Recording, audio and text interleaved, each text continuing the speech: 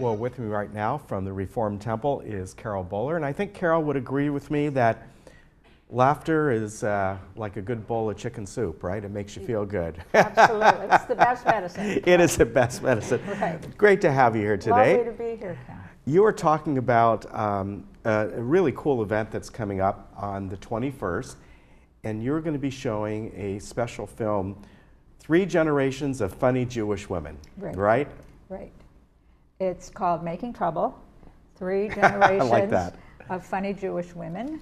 And this film celebrates 3 generations of successful Jewish women who went from vaudeville to the Yiddish theater, and subsequently from Broadway and on to Broadway, and then from the Ziegfeld Follies all the way up to Saturday Night Live and beyond. Yes. So that covers a vast amount of time, and these women really were important.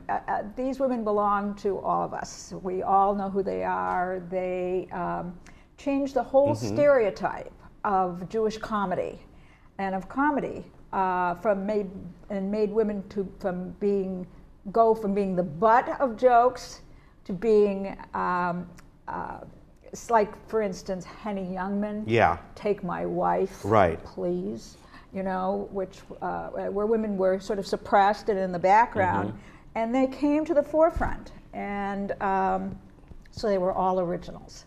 They were, and in a way, this does parallel a lot of the Jewish men of comedy, and Youngman and all, because they took the same path. And I wonder, I haven't seen this film, if it was maybe a little bit easier for Jewish women of the time to go do that, because you had those vaudeville, you had going up to, I guess it was called the Catskills and places like that.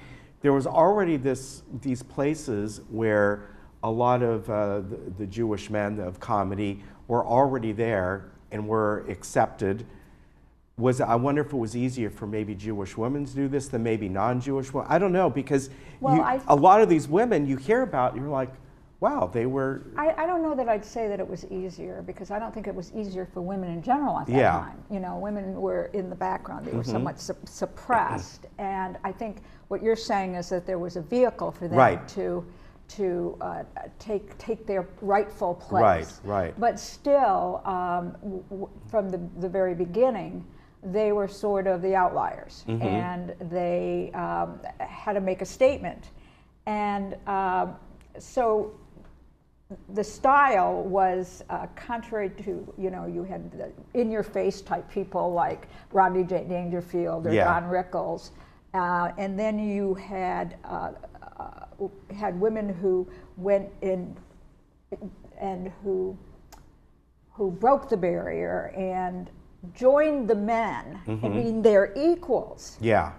And being able to bring, again, laughter, good medicine to everybody. Yeah, and a lot of these names I've heard of, I don't recall them or their acts or anything. Molly Picone, Fanny Brice, and Sophie Tucker. Now, Joan Rivers, obviously, if anyone kind of broke that mold, at least more in a contemporary time that a lot of people would know about, and that was her, for sure. Joan Rivers, Gilda Radner were the more modern components of this film, and they brought an element of actually that Jewish women could be funny and beautiful. And they were. And then you come all the way up to Wendy Wasserstein, who was the first woman to ever win first woman playwright to ever win a Tony. Oh, wow. Okay. So, as I say, these women were all pioneers. And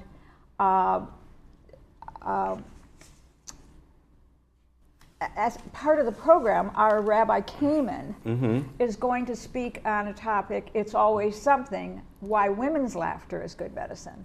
And he's coming at it from a different perspective, because he's going to talk about humor in the Bible and in Jewish literature. Maybe the most obvious was a film we did a couple of years ago about Shalom Aleichem, and who comes to mind but Tevye, you know? Yeah. And that kind of humor. But humor actually goes back to the Bible, and Rabbi Kamen is going to speak about specifics. Now, one example I can give you is that the earliest documentation of humor in the Bible starts with Sarah, one of our matriarchs, who, when she was told that at a very advanced age that she was going to give birth, she laughed. And her son, Isaac, his name translates from the Hebrew to mean she laughed. Oh, wow. Yeah.